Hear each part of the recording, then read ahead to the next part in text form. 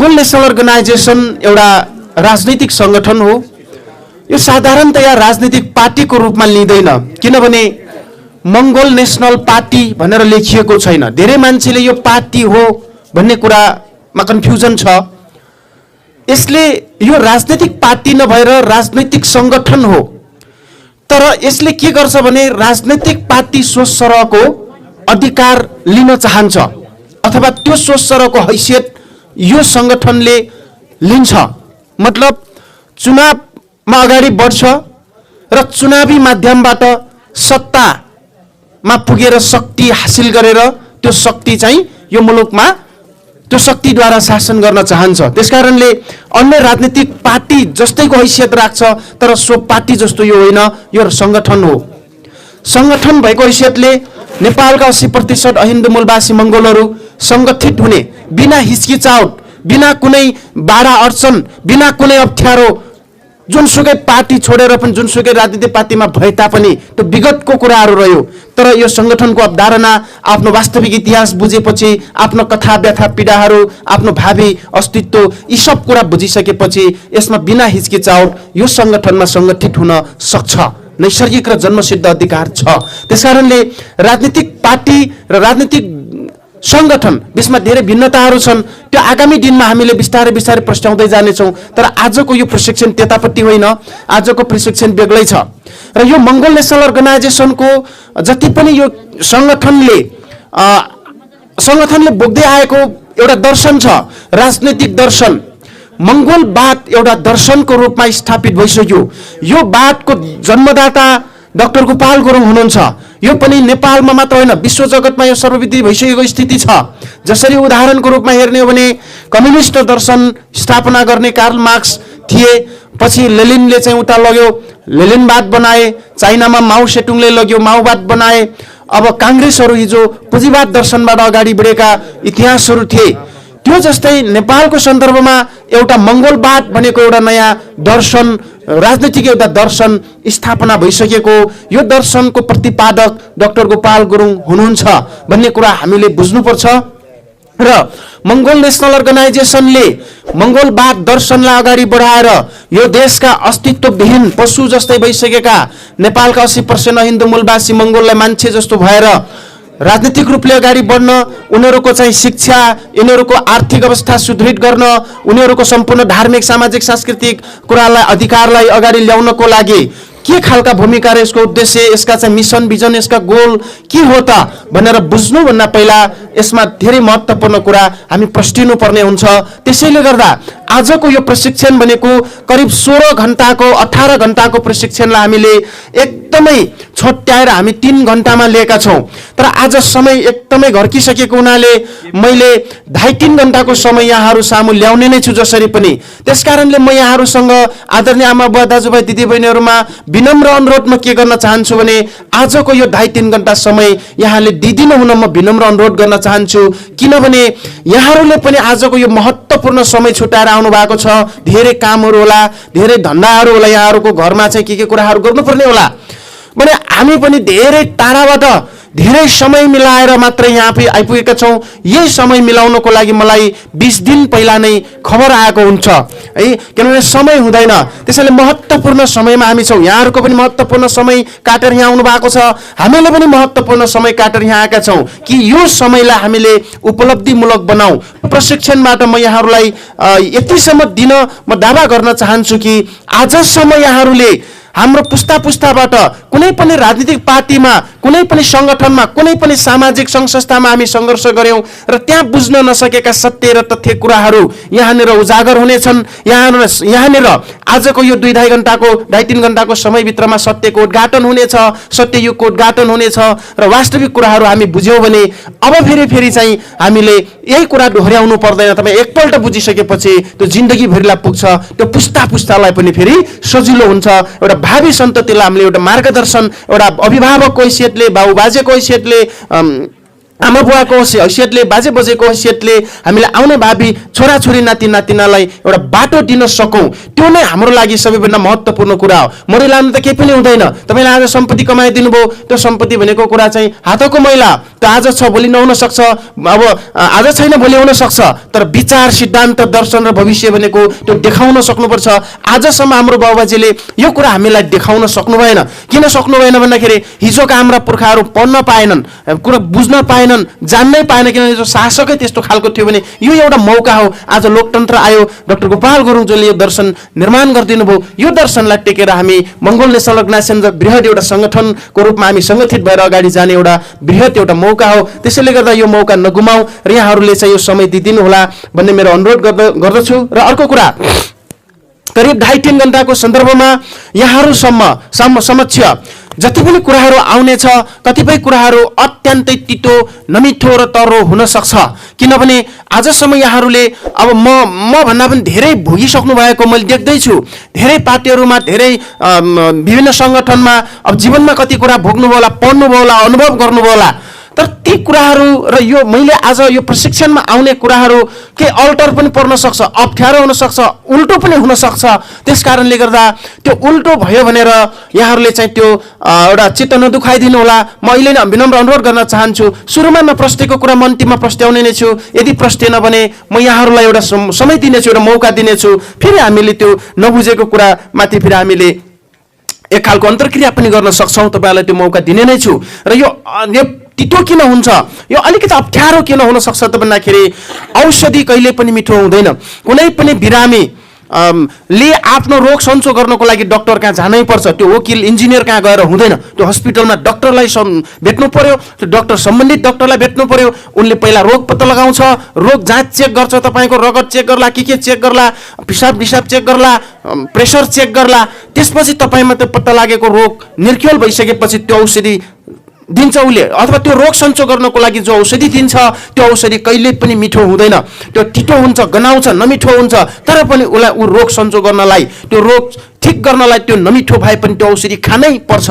त्यसकारणले यो देशलाई रोग लागेको छ भनेको आज हाम्रो अस्तित्व छैन, हाम्रो अधिकार छैन, हाम्रो भाषा, लिपि, इतिहास जलाइयो, खत्तम बनाइयो। र यो देशमा विकराल स्थिति छ, बेरोजगार छ, हामी पालिनको पेट पाल्न विदेशिनु पर्ने बाध्यता छ, अर्का देशमा गएर बात खानुपर्ने, लात सहनु पर्ने, त्यहाँ दुःख भोग्नु पर्ने एउटा नेपाल एउटा रोग लागिरहेको छ। राजनीतिक घटनाहरू धेरै प्रकारका, माओवादीको आन्दोलनमा कति मरे होलान्, कम्युनिस्टका आन्दोलनमा कति मरे होलान्, राणाले कति मार्यो, पञ्चायतले कति मार्यो, यी सबै हिसाब किताबहरू हाम्रा पुर्खाहरू भर्तीको नाममा संसारभरि डुले। 24 लाख भन्दा बढी मान्छे पहिलो र दोस्रो विश्वयुद्धमा चाहिँ मरे, त्यसका हिसाब किताबहरू किन आएनन्? यो किन भयो त भन्दा यो देश र समाजलाई रोग लागेको छ। 400-450 वर्षको रोग हो। त यो सामाजिक रोगलाई अध्ययन गर्नुभयो डाक्टर गोपाल गुरुङले। त यो रोग, सामाजिक रोग, यो देशमा लागेको रोगलाई सन्चो गर्नको लागि विश्वमा कुनै त्यस्तो दर्शन अथवा औषधि उहाँ खोज्दै हिँड्नुभयो। कहिले जर्मन जानुभयो, कहिले उत्तर कोरिया, कहिले चाइना, कहिले कहाँ पुग्नुभयो, तर संसारमा नेपालको रोगलाई ठिक गर्ने कुनै पनि संसारमा दर्शन छैन रहेछ। त्यो मार्क्सवाद पनि होइन रहेछ, माओवाद, लेनिनवाद, पुँजीवाद यी केही पनि होइन रहेछ। यहाँ चाहिँ अलगै खालको रोग भएको हुनाले यो रोगलाई सन्चो गर्नको लागि नयाँ औषधि निर्माण गर्नुभयो, त्यो मङ्गोलबाट औषधि हो। त्यसकारणले यो औषधि यो समाजको निम्ति आज लागू भइरहेको हुनाले यहाँनिर तितो हुन सक्छ, नमिठो हुन सक्छ, छटपटी हुन सक्छ, तर पनि यो समयको माग हो, परिस्थितिको माग हो। अब हामीले सत्य कुरा बोल्नै पर्छ, सत्य युगको उद्घाटन गर्नै पर्छ, तब मात्र बल्ल फटाहरू चिनिन्छन्। खराबी मान्छेहरू चाहिँ, खराब गर्ने तत्त्वहरू चाहिँ बढारिँदै जान्छ र यो देशलाई फेरि शान्ति हुन्छ, यो देशमा विकास हुन्छ, यो देश धेरै कुरा अगाडि बढ्नेछ भन्ने कुरा यहाँहरूमा राख्दै यो बिचमा चाहिँ त्यही खालका कुराहरू अनुशासन र धैर्यधानका साथ बसिदिनु होला। आफ्नो मोबाइलका साधनहरू सकेसम्म स्विच अफ गरिदिनु होला, नभए साइलेन्ट मोडमा राखिदिनु भयो भने एकले अर्कालाई डिस्टर्ब गरिने छैन। यहाँहरू कुनै बाहिर चाहिँ कुनै टोयलेटतिर जानु पर्यो भने पनि अलिकता चाहिँ इमान्दारका साथ एक-एकजना चाहिँ गइदिनु होला। यो मैले अनुरोध गर्न चाहेँ। यो कुनै ठुलो कुरा चाहिँ निर्देश आदेश होइन, सामान्यतया प्रशिक्षणहरूमा चाहिँ पालना गर्नुपर्ने नीति नियमहरू, यो कुराहरू यहाँ राख्दै म यो प्रशिक्षण कार्यक्रमलाई म अगाडि बढाउन चाहन्छु। कि अगाडि नै मैले भनिसकेको छु, मङ्गोल नेसनल अर्गनाइजेसनको मिसन, भिजन र यसका सिद्धान्तहरू, यसका उद्देश्यहरू बुझ्नुभन्दा पहिला हामीले एउटा शब्दप्रति हामी प्रस्टिनुपर्छ। त्यो शब्द भनेको मङ्गोल। मङ्गोल भन्ने शब्द के हो? यो किन मङ्गोल भन्नु पर्यो होला, किन जय मङ्गोल भन्नु पर्यो? आजको समयमा, हिजोको दिनमा हामीले मङ्गोल किन भन्न पाएनौँ, अथवा हाम्रो पुर्खाहरूले किन भनेनन् होला? यी सबै कुराप्रति हामी प्रश्निनुपर्छ। मङ्गोलमा को पर्छ, यो किन हो, कहाँ हो, यो कहाँबाट आयो कि के भयो कि यो विषय, यो शब्द हामी प्रश्न्यौँ भने सबै कुराहरू आधाभन्दा बढी कुराहरू हामी त्यसै पनि अगाडि बुझ्न सक्छौँ। भने यो शब्दमा कन्फ्युजन भयौँ, हामी चाहिँ अनभिज्ञ भयौँ भने चाहिँ अरू दुश्मनहरूले, अरू विरोधीहरूले, विपक्षीहरूले चाहिँ हामीलाई अल्मलाउन सक्छ, हामीलाई चाहिँ कन्फ्युजन बनाउन सक्छ, त्यहाँनिर हामीलाई चाहिँ ब्लक गर्न सक्छ। त्यसकारणले यो शब्दप्रति प्रश्निनको लागि म केही समय यहाँहरूसम्म मैले लिन चाहन्छु। सबैभन्दा पहिलो कुराहरू, मङ्गोल भन्ने जुन शब्द छ, यो शब्द भनेको मानव अस्तित्वसँग सम्बन्धित छ। विश्वविज्ञानले आज संसारमा विज्ञानले धेरै फटको मारेको छ। संसारमा विज्ञानले धेरै खोजहरू ल्याइसकेका छन्। कम्प्युटरका जमाना, मोबाइल फोनका जमानाहरू आए, आज गाडी घोडाका जमानाहरू आए, आज हवाईजहाजका जमानाहरू आए। त्यो सबै विज्ञानको खोजमा आधारित कुराहरू हुन्। विज्ञानले सबै कुरा यो पृथ्वी धरतीमा भएका लगभग प्राणी जगत र पशुपक्षी जगतमा, मानव जगतमा धेरै कुराहरू खोज अनुसन्धान गरिसकेको छ। र मानव उत्पत्ति, मानव अस्तित्वको विषयमा पनि विज्ञानले प्रष्ट रूपमा प्रस्ताइसकेको छ। तर नेपाल र भारतमा पढाइ हुने स्कुल र कलेज, विश्वविद्यालयहरूमा मानव उत्पत्ति र मानव अस्तित्वको विषयमा नपढाइने हुनाले, यो बन्द गरिएको हुनाले हामी अनभिज्ञ भएका हौँ। र अब यिनीहरूले नेपालमा लोकतन्त्र आइसकेपछि 8-9 कक्षादेखि माथि पढाउनै पर्छ भन्ने एउटा परिस्थितिहरू सिर्जना भएको छ। र आज यो मूलवासी र मङ्गोलको बारेमा स्कुलमा पढाइ भएको भए हामीले यसरी चाहिँ यो अगाडि पढाउनु पर्ने, समाज लगाएर लानुपर्ने अवस्थाहरू थिएन होला। तर यो कुरा नभएको हुनाले हामीले यो जान्नै पर्ने एउटा परिस्थिति हो। किनभने सारा मानवको अधिकार, सबै कुराहरू चाहिँ मानव अस्तित्व र मानव उत्पत्तिसँग, इतिहाससँग सम्बन्ध जोडिन्छ। जबकि त्यो जरा बिनाको चाहिँ त्यो कुनै चाहिँ अर्थ छैन। मानव उत्पत्ति भनेको जरासँग सम्बन्धित हो। आजसम्म हामी कहाँ उत्पत्ति थियौँ, कहाँ कहिले भएको भन्ने कुरा कसैले पढायो? कसैले भन्दा हरेक चिजको जरा हुन्छ। यो रुख पनि जीवित हुनको लागि जरा हुन जरुरी छ। हरेक चिजको जरा बिना त्यो चाहिँ कहिले पनि त्यो चाहिँ जीवित रहन सक्दैन, कहिले पनि त्यसले फल्न फुल्न सक्दैन, कहिले पनि अर्कालाई छाया दिन सक्दैन। त्यसैले आज हाम्रो मानव उत्पत्तिको जरा नै छैन। जरा बिनाको हामी मान्छे भइसकेपछि हामी सुक्यौँ, हामी छाया पनि दिन सकेनौँ, हाम्रो लागि केही पनि फलेन फुलेन, हामी जहिले पनि चाहिँ अर्काको कमारा हुन पाए बाध्यता त्यही नै भइरहेको अवस्थाले गर्दा मानव अस्तित्वको खोज गर्ने क्रममा मङ्गोल भन्ने शब्द मानव अस्तित्वसँग सम्बन्धित छ। यसलाई सरल भाषाबाट बुझ्नको लागि, बुझाउनको लागि मैले यहाँ थोरै कुराहरू मैले यहाँ लेख्न चाहन्छु। अङ्ग्रेजीमा MAN, म्यान भनेको मान्छे। मैले यो अङ्ग्रेजीमा किन लेखेँ त भन्दा अङ्ग्रेजी भाषा जुन अङ्ग्रेजहरूले निर्माण गरेको भाषा, जुन संसार उनीहरूले चलाइरहेका थिए त्यति बेला निर्माण गरे। त अङ्ग्रेजी भाषा विज्ञान सम्बद्ध छ भनेको 100% विज्ञान भन्न नसके तापनि उनीहरूले खोज अनुसन्धान गरेर मात्रै केही शब्दहरू अङ्ग्रेजी भाषा निर्माण गरेको हुनाले यो शब्द अथवा मान्छेलाई जुन जनाउने एउटा इन्डिकेट गर्ने जुन शब्द छ, मान्छे हुनुको लागि MAN, म्यान। म्यान भनेको मान्छे। मान्छे कसलाई मात्रै गनिन्छ त, कसलाई मात्रै मानवको दर्जा दिन सकिन्छ त भन्ने हिसाबले चाहिँ यहाँनिर यसरी ल्याइएको छ। यसलाई हामीले अलिकता ठुलो शब्दमा अथवा अपरेसन गरेर अलिकता बृहत रूपमा हामी हेर्न सक्छौँ। MAN, man. म्यान, एम भनेको यहाँहरूले आज सुन्दै गर्नुभएको शब्द मङ्गोल, ए भनेको आर्य र यान भनेको निग्रो। यसको धेरै भास्ट कुराहरू छन्, तर मैले यो सजिलो भाषाबाट हामी सबैले सकेसम्म बुझ्न सकौँ भन्ने उद्देश्यले मात्र यो ल्याएको। नत्र भने यसलाई चाहिँ एप्रुभ गर्नको लागि टाइम लाग्छ, एप्रुभ हुन्छ फेरि। यसलाई मङ्गोल, आर्य, निग्रो भनेको संसारमा विज्ञानका अनुसार वैज्ञानिकले के भनेको छ, संसारमा यही 3वटा मान्छे उत्पत्ति भएको छ। यो 3वटा मानवको वंशजहरू आज संसारभरि छरिएका छन्। उनीहरू करिब विश्वभरिमा 60 अर्ब जनसङ्ख्याको रूपमा छन्। तर ती मानिसहरू 3 अस्तित्वमा नै छन्। 3वटा उत्पत्ति भएपछि त्यो 3वटा अस्तित्वमा रहेका छन्। जसलाई एउटा मङ्गोल अस्तित्व, एउटा आर्य अस्तित्व र एउटा निग्रो अस्तित्व भनेर आज विश्वविज्ञानले कैद गरिसकेको, प्रमाणित गरिसकेको एउटा स्थिति छ। भने विश्व मानवाधिकारका कुराहरू, विश्वका शिक्षाहरू, विश्वका विज्ञानमा पढाइ हुने साइन्समा सबैभन्दा पुरानो उत्पत्ति निग्रो अस्तित्व बोकेको मानवहरू, वंशजहरूको उत्पत्ति भएको विज्ञानले प्रमाणित गरेको छ। 1 करोड 40 लाख वर्ष पहिला उत्पत्ति भयो। निग्रो उत्पत्ति 1 करोड 40 लाख वर्ष पहिले अफ्रिका महादेशको इथियोपिया भन्ने देशमा उत्पत्ति भएको छ। र उनीहरू निग्रोलाई निग्रो भन्ने अस्तित्व किन दियो त, मानव भित्रमा पनि उनलाई निग्रो किन भनियो त भन्दाखेरि मंगोल र आर्यको स्ट्रक्चर भन्दा कलर भन्दा फरक कलरका भए भनेर चाहिँ यसलाई यसरी दिएको छ। जस्तै यिनीहरूको कलर भनेको कालो हुन्छ, छाला पुरै कालो हुन्छ, ओठहरू ठुल्ठुला हुन्छन्, कपाल कालो हुन्छ, तर चाउचाउ पेटरेको जस्तै घुम्री परेको हुन्छ।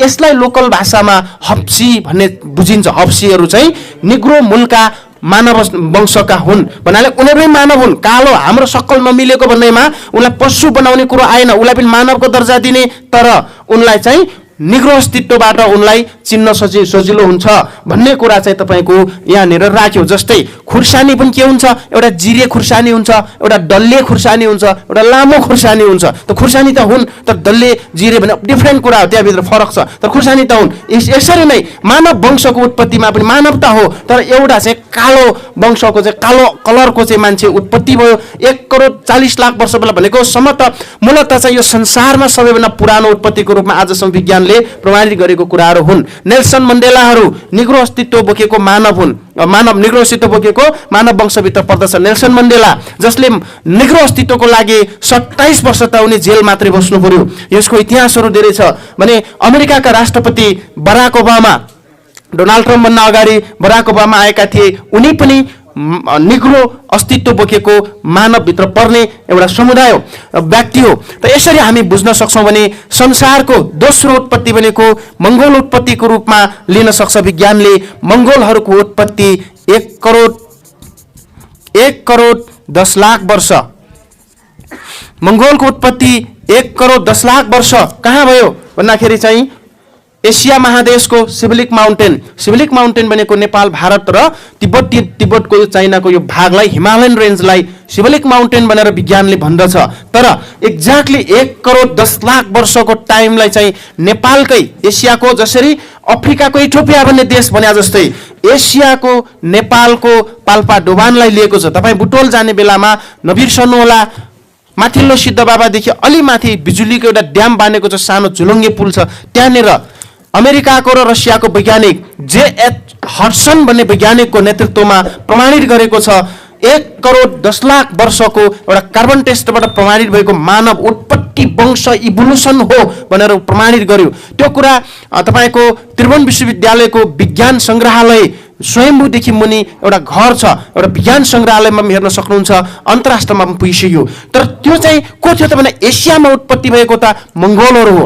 त एसियामा उत्पत्ति भएपछि नेपाल एसियाभित्र पर्दछ, त्यसकारणले यो मंगोल पिटेकस हुनुपर्ने भन्ने कुरा आउँदाखेरि सबै माथि बाहुनहरू भएको हुनाले होइन त्यसको नाम रामापिटेकस गर्नुपर्छ भनेर राम चाहिँ बाहुन भएको हुनाले फेरि उनको पुर्खा हो यो भन्ने बनाउनलाई चाहिँ अहिलेदेखि उनीहरू त्यो षड्यन्त्र गरेको, त्यो कुरा पनि हामीले अब बुझाउनु पर्छ। अब मंगोल किन चाहिँ मंगोल भन्दा मंगोलको कलर चाहिँ फरक पर्यो।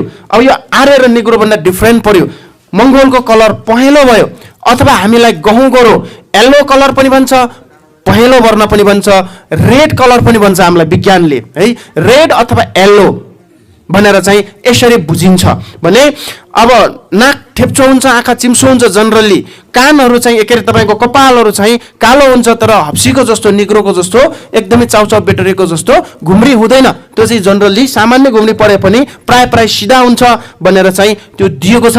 र मंगोलहरूको उत्पत्ति एसिया हो, एसियाको नेपालमा नै एउटा इन्डिकेसन गरेको हुनाले हामी नेपालमा जति पनि हामी यहाँ छौँ, हामी चाहिँ मंगोल अन्तर्गत उत्पत्तिको हिसाबले, वंशजको हिसाबले हामी मंगोल पर्छौँ र यो भेगको हामी उत्पत्ति भएर प्रमाणित भइसकेको हुनाले हामी यो देशको मूलवासी हौँ। मूल भनेको उत्पत्ति हो, त्यो जरा हो। तर आज हामीलाई चाहिँ मूलवासीबाट बाहिरबाट आएको आदिवासी, बाहिरबाट आएको बसाइसकेको भनेर हामीलाई आदिवासी जनजाति दलित भनेर हामीलाई खत्म गर्नको लागि चाहिँ ठुलो षड्यन्त्र खेलिएको अवस्था छ। त्यो कुरा हामी समय छँदै बुझ्न जरुरी चाहिँ भएको हो।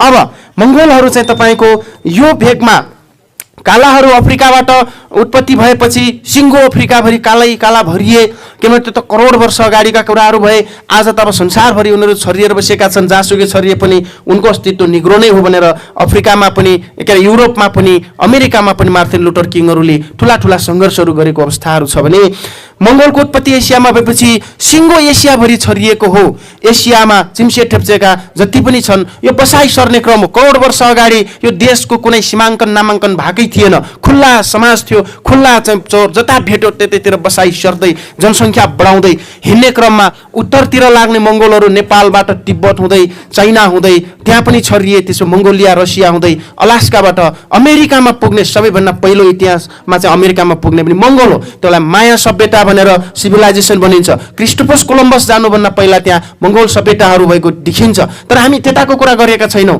त्यो हामी आफ्नो देशसँग सम्बन्ध हो, तर हिस्टोरिकली त्यो कुराहरू आएको हुनाले मात्रै जोडिएको कुरा हो भने अब पूर्वतिर लाग्ने मङ्गोलहरू पूर्वी नेपालको सिक्किम, दार्जिलिङ, भुटान, इन्डोनेसिया, फिलिपिन्स, जापान, त्यसपछि गएर तपाईँको उहाँ के भन्छ म्यानमार हुँदै कम्बोडिया हुँदै इन्डोनेसिया पारिबाट अस्ट्रेलियासम्म पनि हाम्रै मान्छेहरू पुगेको इतिहासहरू चाहिँ तपाईँको त्यो छ। तर खोजिदिने कसले भन्दाखेरि अब हामीले नै खोज्नुपर्छ। अरूले त खोजिँदैन यो कुराहरू, त सबै कुरा जाम गरेर बस्यो। अहिलेसम्म त हामी प्राय इतिहास र किताब त सबै अरूले लेखेको कुरा, अरूले बनाइदिएको कुरा पढ्यौँ। त अरूले त हाम्रो लागि त बनाउँदैन, लेख्दैन, त्यो त हामी आफै चाहिँ बनाउनु पर्ने हुन्छ, आफै अनुसन्धान। अब पिएचडी विज्ञहरू अब आउनु पर्ने हुन्छ, हाम्रो मान्छे आउँदैछ, इतिहासकारहरू जस्तै डाक्टर गोपाल गुरुङजीले खोजेर चाहिँ लेख्नुभयो, बल्ल न हामीले यो कुरा गऱ्यौँ। हो यसरी चाहिँ अब खोज्नुपर्ने। दक्षिणतिर लाग्ने मङ्गोलहरू भारत हुँदै श्रीलङ्का, मालदिभ्सम्म पुगे। भारतमा 85% मङ्गोलहरू छ, इन्डियामा पनि त्यहाँ आर्यहरू 15% मात्रै छ। त्यो इतिहासको खोजले प्रमाणित गर्यो भने यता पूर्वतिर के अरे पश्चिमतिर लाग्ने चाहिँ मङ्गोलहरू जम्मू कश्मीर हुँदै Pakistan, Afghanistan, Iraq, Iran, Saudi, Qatar, Dubai यी सबै भेगमा छरिएको मङ्गोल इतिहास हो। पहिला चाहिँ त्यो कालखण्ड कालान्तरमा तर विविध परिस्थितिमा चाहिँ विभिन्न साम्राज्यवाद नीतिहरू फैलिँदै आउँदाखेरि कहिले चाहिँ तपाईँको अलेक्जेन्डरको चाहिँ साम्राज्य फैलियो, कहिले कसको फैलियो, कहिले मेसोपोटामिया भन्छ, त्यो धेरै धेरै कुराहरूमा त्यो आयो। तर हिस्टोरिकल्ली एसिया भनेको मङ्गोलको साझा भूभागको रूपमा लिन्छ, उत्पत्तिको आधारमा, वंशजको आधारमा भने यो संसारमा तेस्रो उत्पत्ति भनेको आर्यलाई मान्दछ। आर्यको उत्पत्ति करिब 90 लाख वर्षको हाराहारी, 80 देखि 90 लाख वर्षको हाराहारीमा भनिएको छ भने आर्य कहाँ उत्पत्ति भयो त भन्दाखेरि चाहिँ युरोपमा भयो। पहिला युरोप थियो, अहिले ककसियस माउन्टेन भनेको चाहिँ तपाईँको रसियाको अधीनमा पर्छ, अहिले रसियाको भूभागभित्र पर्दछ। तर ककसियस माउन्टेन पहिला युरोपमा थियो। ककसियस माउन्टेन कहाँ पर्छ त भन्दा ब्ल्याक सी र कास्पियन सीको बिचमा पर्ने एउटा पहाड हो। त्यो पहाडमा उत्पत्ति भएको एउटा यो पृथ्वीको कान्छो एउटा वंशजको रूपमा आर्यलाई चिन्ह छ। आज आर्य अस्तित्व भोगेको भनेर त्यसरी चिन्ह छ। किन आर्य भनेर अस्तित्व उनलाई दिनु पर्यो त भन्दा मङ्गोल र निग्रोको भन्दा फरक किसिमको स्ट्रक्चर, फरक किसिमको कलर, फरक किसिमको जिनहरू भएको हुनाले भनेको छ। अब कलर कस्तो भयो त उनीहरूको भन्दाखेरि सबै सेतो भयो है, उनीहरूको छाला सेतो भयो, कपालहरू खैरो भए, नाकहरू ज्यादा लामा भए, आँखाहरू भित्र गडेको भए, यस्ता खालको स्ट्रक्चर भएको चाहिँ समुदायलाई आर्य समुदायको रूपमा लिन सकिन्छ। जनरली विदेशी कुइरेहरू पनि आर्य समुदायका हो भने नेपालको बाहुन क्षेत्रीयहरू पनि आर्य समुदायको हो। त्यसैले गर्दा हामी क्लियर रूपमा के बुझ्न सक्छौँ, नेपालमा आइपुगेको आर्यहरू अथवा नेपालमा बसोबास गर्ने आर्य बाहुन क्षेत्रीयहरू उनीहरू भनेको चाहिँ नेपालका मान्छे नभएर उनीहरू कुइरेकै सन्तान हुन्। उनीहरूको मूलभूमि भनेको चाहिँ युरोप ककसियस माउन्टेन हो, त्यहाँका मूलवासी हुन् भने नेपालको निम्ति वास्तवमा उनीहरू आदिवासी, किन आदिमकालमा उनीहरू आएर बसोबास गरेको हुनाले उनी आदिवासी हुनुपर्नेमा उनी चाहिँ मूलवासी बन्दैछ। हामी यहाँका मूलवासीलाई आदिवासी बनाउँदैछ, जनजाति बनाउँदैछ, दलित बनाउँदैछ। यो ठुलो षड्यन्त्र हो। यो 400-500 वर्षपछि ठुलो असर देखिन्छ यसको, त आजको आज देखिँदैन। त्यस कारणले गर्दाखेरि यो आज समय छँदै हामीले यो बुझाउनु पर्ने र सत्य तथ्य कुराहरू बुझाउनु पर्ने एउटा स्थिति हो। र यो मङ्गोल आर्य निग्रो जसलाई म्यान भनेको मान्छे, संसारमा मानव अधिकारवादीहरूले मङ्गोल बराबर आर्य बराबर निग्रो हो, यसमा तलमाथि कोही छैन। कलरको आधारमा, स्ट्रक्चरको आधारमा विभेद गर्न पाइँदैन, रङको आधारमा, वर्णको आधारमा विभेद गर्न पाइँदैन भनेर संयुक्त राष्ट्रसङ्घको बडापत्रमा पनि हस्ताक्षर भइसक्यो। नेपाल पनि युनाइटेड नेसनको मेम्बर हो, तर त्यहाँ भनेको छ नेपालमा वर्णभेदी नीति अन्त्य गरेका छौँ भनिएको छ त्यहाँ। तर यहाँनिर हामीलाई संविधानमा मङ्गोल लेखेकै छैन, उसले आर्य लेख्दै गर्दा अनि विभेद भएन।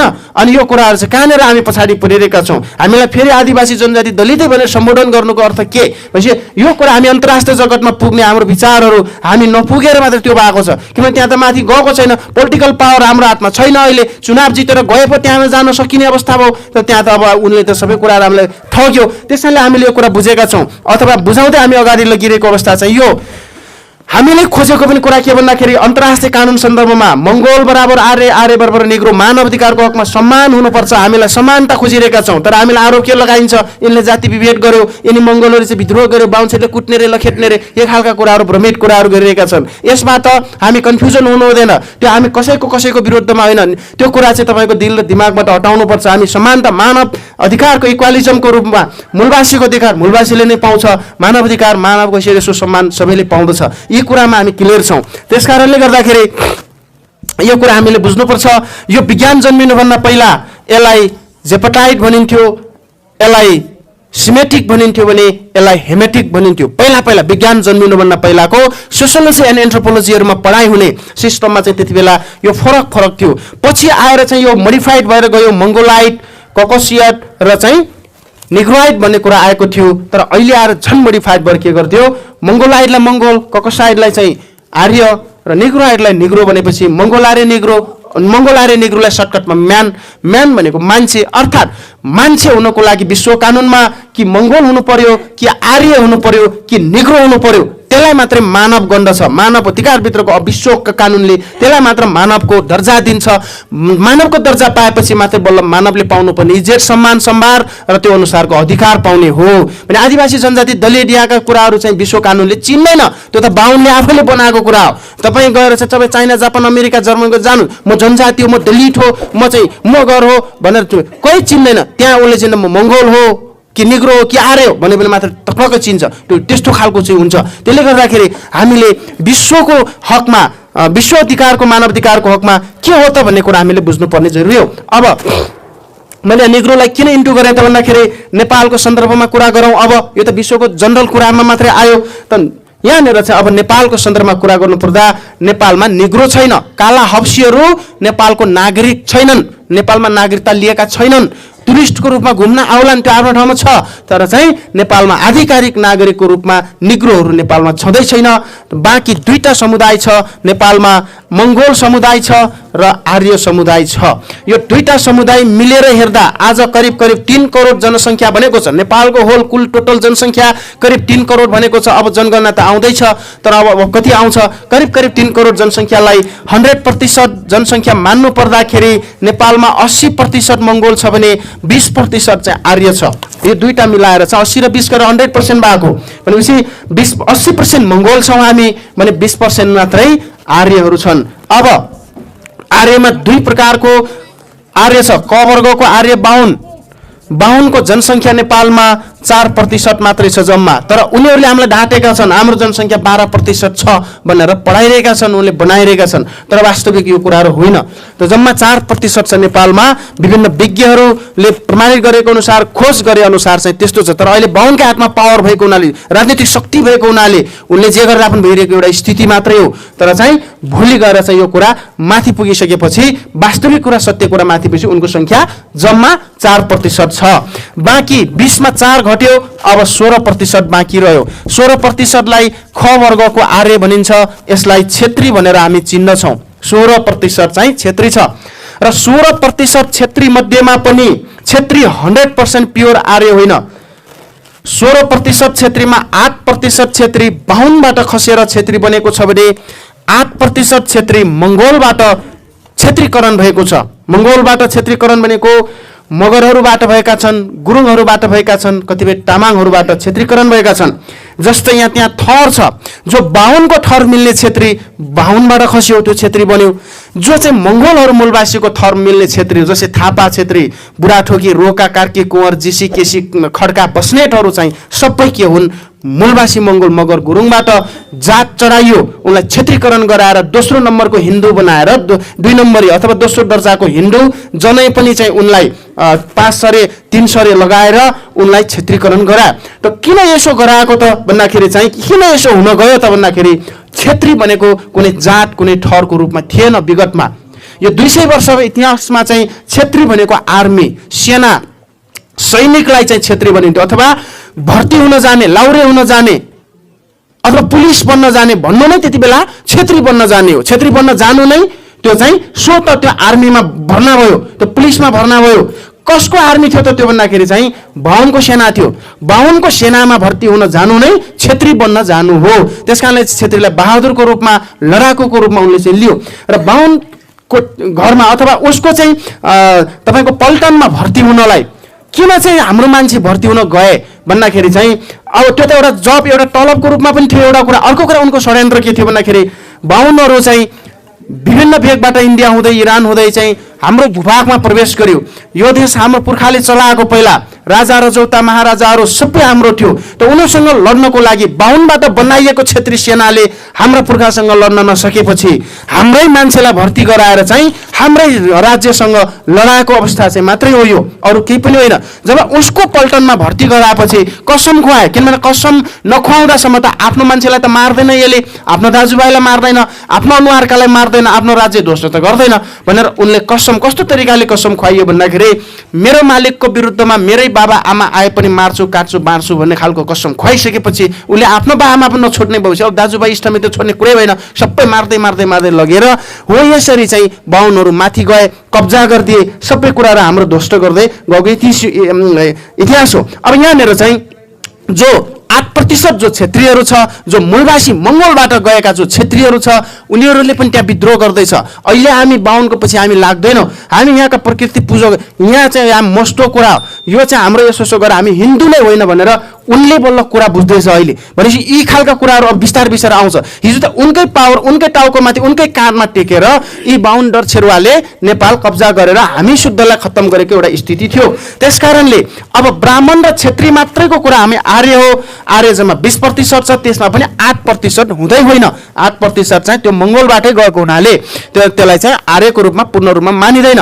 अब बाँकी 80% जो मङ्गोल छ यी सबै बाहुन र क्षेत्री बाहेक अरू सबै मङ्गोल हो। जस्तै मगर गुरुङ राई लिम्बू कामी दमाई सार्की नेवार थकाली माझी कुमाल जे जति बनाइएको छ जात जातिमा विभाजन गरेको छ, डिभाइड गरेको छ, यी सबै हामी एउटै वंशका हौँ, एउटै अस्तित्वका हौँ, एउटै जराका हौँ र एउटै भूमिका हौँ भन्ने कुरा चाहिँ हामीले अब चाहिँ बुझ्नु पर्यो। हिजोको दिनसम्ममा त उनीहरूले हामीलाई यो कुरा सत्य बुझाएन। किन बुझाएन भन्दाखेरि यिनीहरूको नीति भनेको डिभाइड एन्ड रुल हो। जातिको नाममा विभाजन गरेर हुन्छ कि, पार्टीको नाममा विभाजन गरेर हुन्छ कि, धर्मको नाममा विभाजन गरेर हुन्छ कि, संस्कार संस्कृतिको नाममा विभाजन गरेर हुन्छ कि, कसरी हुन्छ यहाँको बृहत मूलवासीलाई फुटाएर लडाएर यी अल्पसङ्ख्यक बाहुन क्षेत्री जहिले पनि माथि बस्ने नीतिले गर्दा उनले यो सत्य कुराहरू कहिले पनि उनको पार्टीमा खोलाएनन्। काङ्ग्रेस कम्युनिस्ट राप्रपा लगायतका पार्टीमा खोलाएनन्, स्कुल कलेजमा पढाएनन्, किनभने करिकुलम लेख्ने किताब पढाउने सबै उनी भए। त्यस कारणले गर्दाखेरि पनि सत्य कुरा चाहिँ नपराएको हुनाले सत्यको उद्घाटन अब बल्ल चाहिँ हामीले गाउँ गाउँ कुना कन्दरामा हामी गरिरहेका छौँ र यो हुँदैछ मङ्गलबाद दर्शनको माध्यमबाट।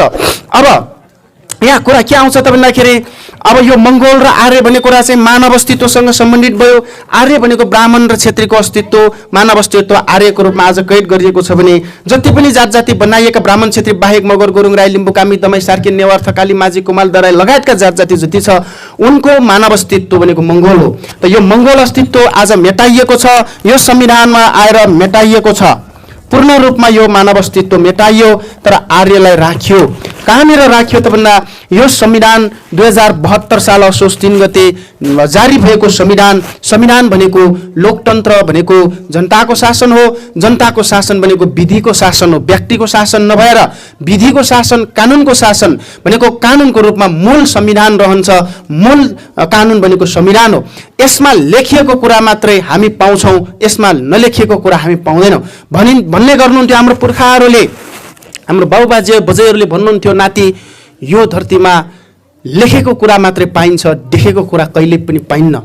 लेखेको कुरा यो देशको 80% मूलवासी मङ्गोलको भाग्यरेखा, यो देशको विकास र दिगो शान्ति दिगो विकासको भाग्यरेखा यही संविधान हो। यसमा लेखिएको छ भने हामीले पाउँछौँ। हाम्रो छोराछोरी नातिन नातिना हराभरा हुँदै जान्छन्, हाम्रो मूलवासी मङ्गोलहरू शिक्षित हुँदै जान्छन्, धनी हुँदै जान्छन्, सुरक्षित हुँदै जान्छन् र यो देश विकास हुन्छ, शान्ति हुन्छ। तर यसमा लेखिएन भने देखेर मात्र हामी पाउँदैनौँ। हामी त देखिरहेछौँ कुना कन्दरमा हाम्रो मूलवासी मङ्गोल छ, इमान्दारी छ, वफादारी छ, लगनशील छ, मेहनती छ, तर पनि उनले न्याय पाइरहेको छैन, उनको कुनै उन्नति नै भएको छैन, त्यो देख्यौँ हामीले। त देखेर किन भएन त भन्दा लेखे पो पाइन्छ, त्यो लेखेकै छैन, यहाँ देखेर मात्र हुँदैन। त धेरै मान्छेले हामी त मङ्गोललाई किन मङ्गोल भन्नु पर्यो र भन्ने खालका मान्छे पनि हुन सक्छन् समाजमा। हो, त्यो मङ्गोल भएर मात्रै भएन नि, लेखिनु पर्यो, कानुनले सम्बोधन गर्नु पर्यो, संविधानको मूल धारा विधानमा लेख्नु पर्यो। तर यो संविधानको धारा 84 र उपधारा 2 मा स्पष्ट रूपमा लेखिएको छ, यो संविधानको धारा 84 उपधारा 2 मा खस आर्य भनेर लेखिएको छ,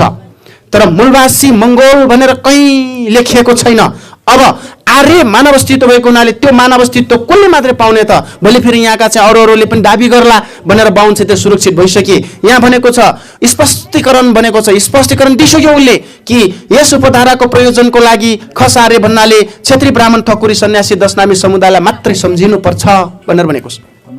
अरू चाहिँ यहाँनिर चाहिँ होइनन् है, अरू चाहिँ यो विधानभित्र पर्दैनन् अथवा अरू मानव अस्तित्वभित्र पर्दैनन् भन्न खोजेको कुरा चाहिँ त्यो। किनभने उसले कि त मङ्गोल र निग्रो अस्तित्व ल्याएको भए पनि हुन्थ्यो, यहाँ त मानव अस्तित्व कहिले ल्याएन, उस आर्य मात्रै मानव अस्तित्व यहाँ जारी गर्यो भनेपछि ओ त्यो पाउन त जम्मा बाहुन क्षेत्री ठकुरी सन्यासी र गिरिपुरी दशनामी पनि मूलवासी मङ्गोलै हुन्।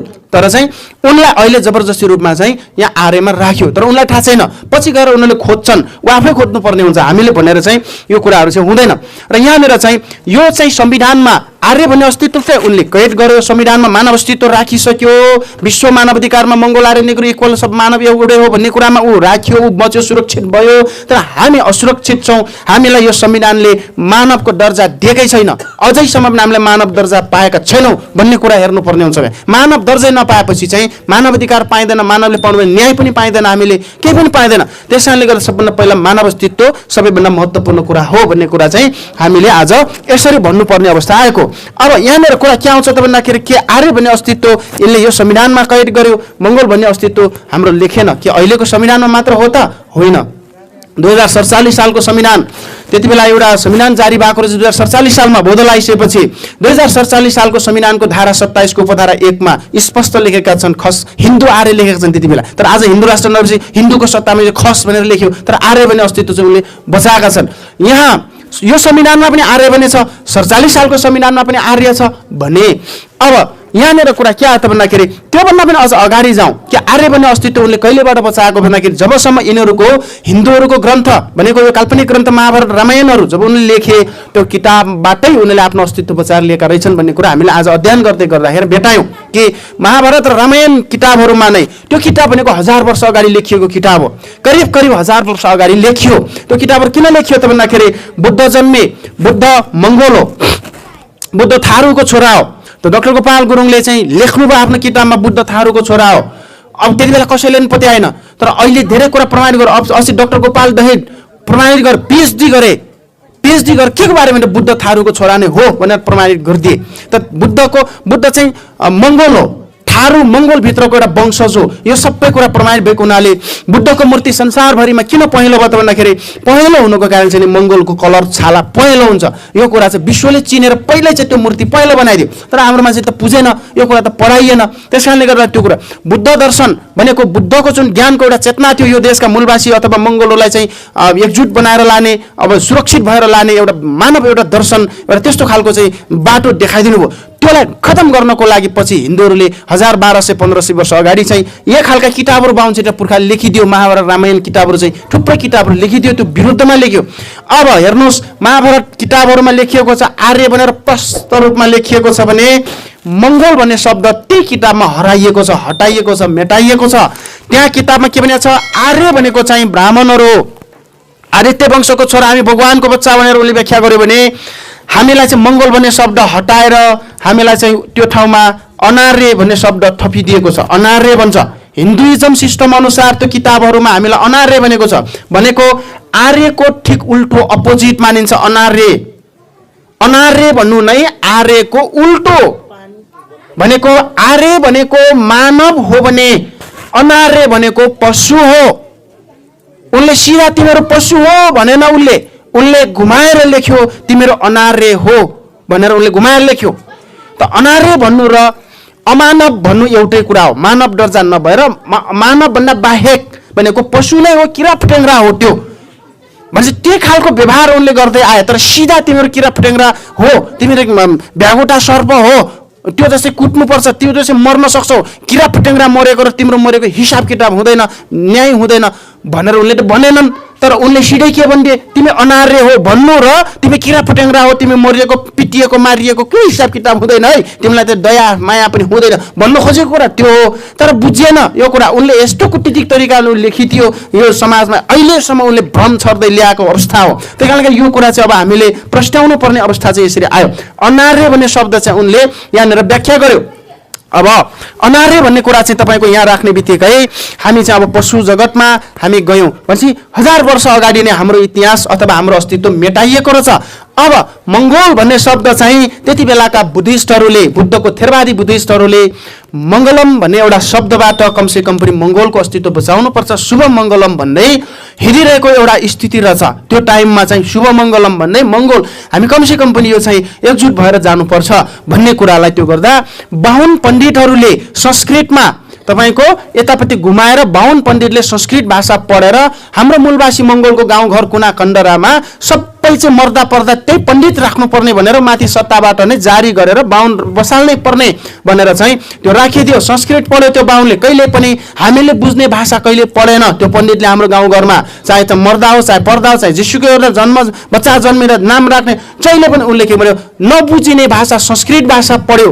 त्यो संस्कृत भाषा भनेको ब्राह्मणस्य मुखमा सिद्ध बहुराज उरुतदेश वैश्य शूद्र अजायत मङ्गलम मङ्गलम स्वाहा भन्दै ऊ हिँडेको स्थिति हो। त मङ्गलम स्वाहा भनेको चाहिँ मङ्गल स्वाहा भयो, खरानी भयो, नष्ट भयो, बर्बाद भयो, अब यो केही होइन भनेर चाहिँ हो यसरी चाहिँ स्वाहा बनाउँदै बनाउँदै लग्यो। हाम्रो मान्छेलाई केही पनि थाहा भएन है, केही पनि थाहा भएन। यतापट्टि सुन पनि हाल, यहाँ चाहिँ तपाईँको चामल पनि हाल, यहाँ पैसा पनि हाल, यहाँ गाई पनि हाल, यहाँ के पनि हाल भन्दै भन्दै भन्दै भन्दै स्वाहा बनाउँदै उतापट्टि लग्यो। यतापट्टि अब अस्तित्व मङ्गलम नै स्वाहा भयो, मङ्गोल नै स्वाहा भयो, अब यिनको के पनि छैन भनेर चाहिँ उनले यसो गरिएको हो। त्यस कारणले गर्दा हामीले जय मङ्गोल भनेको मतलब अब 1000 वर्ष अगाडि हाम्रो मानव अस्तित्व हटाइएको थियो, अस्तित्व विहीन बनाइएको थियो। त्यो कुरालाई हामी बिउजाउनु पर्ने भएको हुनाले हामी हरेक मान्छेको मन मस्तिष्कमा दिमागमा चाहिँ हामीले चाहिँ जय मङ्गोल भनेर चाहिँ यो बिउजाउनु पर्ने अवस्था चाहिँ त्यो त्यसरी आएको हो। मानव अस्तित्व बिउजाउने कुरा हो। मानव भएर जन्मिसकेपछि हरेक मानवले आफ्नो अस्तित्व खोज्न पाउँछ, त्यो उसको नैसर्गिक र जन्मसिद्ध अधिकार हो। यो युनाइटेड नेसनको सन्धि, विश्वका मानव अधिकारको सन्धि आइसकेको छ। एउटा किरा फटेङ्ग्राले त आफ्नो अस्तित्व बचाउनलाई स्ट्रगल गर्नुपर्छ। तपाईँको वैज्ञानिक चार्ल्स डार्विनले स्पष्ट भनेका छन् कि यो पृथ्वीमा जसले आफ्नो अस्तित्वको सङ्घर्ष गर्छ ऊ मात्रै पृथ्वीमा निरन्तर उसले आफ्नो वंश कायम गर्न सक्छ। जसले आफ्नो अस्तित्वलाई छोडेर रमाउने, खाने, गीत गाउने, नाच्नेतिर लाग्छ त्यसको सन्तति भविष्यमा विलय भएर जानेछ, खत्तम हुन्छ भनेर उनले डाइनोसरको उदाहरण दिएका छन्। डाइनोसर जस्तो महान महान त्यताका प्राणीहरू किन विलय भयो त भनेर उनी कहिले अस्तित्वको सङ्घर्ष गरेनन्। उसले ठुल्ठुला चाहिँ उसले जे पनि चिज भेटाउँथ्यो खान्थ्यो, हाम्रो लागि त पृथ्वीमा जति पनि छ त यो जति पनि खानुपर्छ भनेर उनी ऐस आरामतिर गए। उनी कहिले आफ्नो अस्तित्वको स्ट्रगल गर्नेतिर गएनन्, समय सापेक्षक वातावरणसँग हावाहुरीसँग खेल्नेतिर उनी लागेनन्। उनीहरू चाहिँ तपाईँ त्यो भएको उसले विलय भएर डाइनोसर सिद्धिए हो। यसरी नै चार्ल्स डार्विनले के भनेका छन् भने यो पृथ्वीमा मान्छे कुनै पनि चिज अस्तित्व विलय हुन्छ, तर कसको हुन्छ त भन्दाखेरि जो अस्तित्वको लागि स्ट्रगल गर्दैन, खाना लाउन पेट पाल्नको लागि सङ्घर्ष गर्छ त्यो खत्तम हुन्छ हो। आज हामीलाई बाहुन छेत्रीले के भने खाना लाउन पेट पाल्नलाई मात्रै मागी खाना मात्रै बनाएको छ। कहिल्यै पनि अस्तित्व खोजको लागि, अस्तित्व सङ्घर्षको लागि चाहिँ न कुनै पार्टीले कुरा गर्यो, न कुनै समुदायमा, कुनै समाजमा, न कुनै स्कुल कलेजमा कहीँ पनि उसले त्यो दिएन। त्यसैले अझै पनि हाम्रो मान्छेको कन्सेप्ट भनेको चाहिँ रमाउने, नाच्ने, खाने गर हो। त्यो एउटा पाटो हो, तर एक्सेसिभ अत्याधिक पाटो त्यो होइन। त्यो चाहिँ सँगसँगै चाहिँ तपाईँको अस्तित्व पहिलो कुरा आउँछ। यो कुरा अब मात्र हामीले बिउजाउनु पर्ने एउटा स्थिति आएको छ। अब हेर्नुहोस्, यो अस्तित्व कुन चरीको नाम हो, कुन चराको नाम हो, यो किन भन्नुपर्ने, के फाइदा छ यसमा? धेरै मान्छेलाई फेरि यसो पनि लाग्ला, यो पढाएर के फाइदा हो? त्यो फाइदा देख्यो भने चाहिँ मान्छे अगाडि लाग्ने हो। त फाइदा देखेन भने त अब त्यो सुन्यो, एउटा कानले सुन्यो, एउटाले उडायो, त्यहाँबाट हो सक्यो भन्ने खालको हुनसक्छ। अब म थोरै कुरा, धेरै कुरा छ यसमा फाइदा, म समयको अभावले गर्दाखेरि म सर्टकटमा जाँदैछु। यहाँ दुईवटा कुरा मात्रै म तपाईँहरूलाई यहाँ बताउन चाहन्छु। मानव अस्तित्व अथवा मानवको मात्र अस्तित्व होइन कि कुनै पनि चिजको अस्तित्व कति महत्त्वपूर्ण छ त भन्ने कुरा। अब हेर्नुहोस्, जब डाक्टर गोपाल गुरुङज्यूले 2026 साल ताका विक्रमसम्म 2026 साल ताका राजा महेन्द्रसँगै चाहिँ यो कम्पिटिसन रूपमा अगाडि बढाउनु भयो, मङ्गल अस्तित्व चाहिन्छ, मानव अस्तित्व चाहिन्छ, यो सबै कुराहरू खोज्दै खोज्दै आउनुभयो। उहाँ 52-53 हुँदै 60-62 सम्म आइपुग्दाखेरि अब अस्तित्व खोजेपछि त अब यो त बराबर आउने भए, बाहुन क्षेत्री सोसरा हुने भए, यसले त अब हामीलाई बाजे नमस्कार गर्ने पनि भएन, यसले चाहिँ अब हामीलाई पूजा गर्ने पनि भएन, यिनी मानव अस्तित्व सोसरा आउने भएको हुनाले अब कमसेकम मानव अस्तित्व खोज्न नलगाएर यिनलाई पहिचानतिर लाउनु पर्यो। पहिचान खोज्न लगाए हेर्नुहोस्।